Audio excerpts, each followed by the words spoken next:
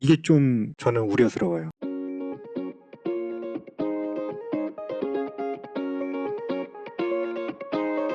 안녕하십니까. 여러분의 취업과 이직, 커리어를 위해 영상을 찍고 있는 커리어의 곰돌이 아저씨입니다. 오늘은 직장을 구하는 방법론에 대해서 말씀을 드릴 건데요. 저는 돈 미세예요, 사실. 이 만화짤 아시죠? 나를 돈으로 사려고 하는 겐가? 라고 꾸짖기에는 너무나도 많은 돈이었다. 이렇게 받으면 행복한 거예요. 왜냐면 우리는 노동을 대가로 돈을 받는 사람들이거든요. 월급쟁이들. 그죠? 당연히 그러니까 같은 시간에 대해서 더 많은 돈을 지불하는 회사로 가는 게 당연합니다. 그런데 돈만을 기준으로 하는 건 산업군하고 기업까지 많이여야 해요. 취업 커뮤니티를 요새 보면 이런 질문을 하시는 분들이 있어요. 어떤 직무에 지원을 해야지 합격 확률이 높을까요? 제가 아까도 말씀을 드렸지만 산업군, 회사, 돈 많이 주는 곳들 타겟으로 준비하는 거, 이건 아주 좋은 전략입니다. 우리는 시간을 돈으로 바꾸는 사람들이니까요. 그런데 직무를 합격 확률을 기준으로 정한다? 이게 좀 저는 우려스러워요. 제가 생각하는 직무 결정하는 방법은요, 그 일을 짧게는 수년에서 길게는 수십 년까지 하면서 행복을 느끼거나 적어도 성취감을 느낄 수 있는 직무를 찾으셔야 합니다. 물론 사람은 적응의 동물이라서 처음에는 좀 하기 싫었던 직무들도 계속 하다 보면 나중에는 익숙해지고 오히려 거기에서 행복을 찾기도 합니다. 대다수의 직장인들이 그렇긴 할 거예요. 그럼에도 불구하고 내가 원하는 직무에 들어가서 행복을 느끼면서 돈을 버는, 그게 훨씬 낫기 때문에 그렇게 말씀을 드리는 거고요. 또 하나는 지원 동기 답변이 굉장히 어려울 수 있기 때문이에요. 지원 동기는 그냥 묻는 게 아니거든요. 임원이나 팀장님들이 지원 동기를 묻는 이유는 이 사람이 여기 와서 오랫동안 다닐 수 있는지, 더 노골적으로 말씀을 드리면 내가 있는 동안 다니는지, 더 노골적으로 말씀을 드리면 내가 있는 동안 다니면서 나를 승진시키거나 정년을 연장시켜줄 수 있는 사람인지 확인하기 위한 거예요. 무슨 얘기냐? 지원 동기가 애매하고 흐릿하다 이러면